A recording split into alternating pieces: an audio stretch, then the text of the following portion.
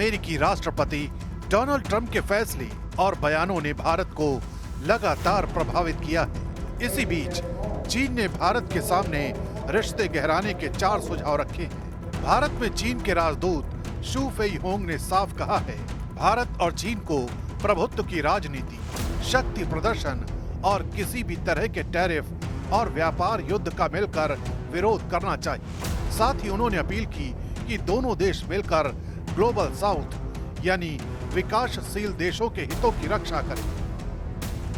China and India share a history of resisting fascism and fighting for national independence and liberation. 80 years on, it is all the more important that we carry forward the great spirit forged during the War of Resistance, firmly oppose the enemy, power politics, and any form of tariff and trade wars, jointly defend the common interests of the global South.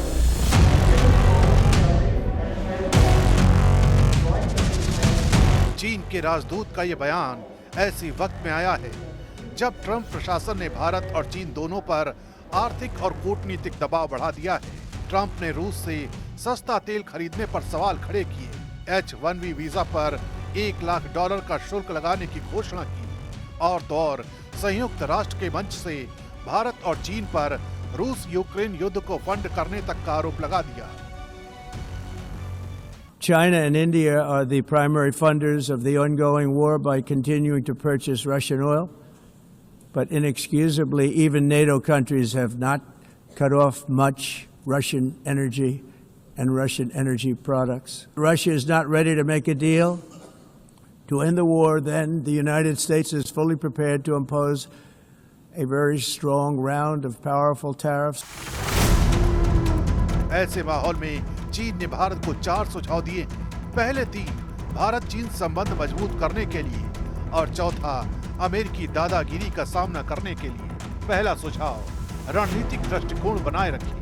Bharat चीन रिश्तों का महत्व द्विपक्षीय से कहीं आगे है। दूसरा सुझाव, व्यापार और आर्थिक सहयोग का विस्तार करें। इस साल जनवरी से अगस्त तक व्यापार 10.4% से बढ़कर $102 अरब तक पहुंचा। तीसरा सुझाव, संवाद और संचार जारी रखें, सीमा विवादों को रिश्तों पर हावी न होने दें और पंचशील की भावना को आगे बढ़ाएं। चौथा और सबसे अहम सुझाव यही है कि भारत और चीन मिलकर ट्रंप की नीतियों का विरोध करें। भारत अमेरिकी राष्ट्रपति ट्रंप के फैसलों से पूरी तरह से प्रभावित है। ऐसे में चीन चाहता है कि भारत और चीन ट्रंप टैरिफ और दूसरे मसलों का मिलकर मुकाबला करे, लेकिन भारत चीन के साथ स्टेबल, वर्किंग, प्रेडिक्टेबल संबंध तो चाहता है, लेकिन ऐसे संबंध नहीं चाहता ताकि वो अमेरिका विरोधी लगे।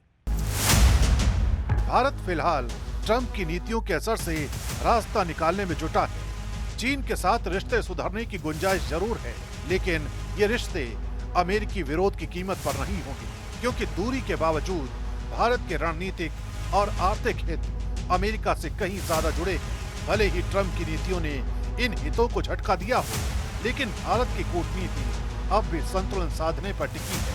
Neeraj Kumar, news 18 India, Delhi.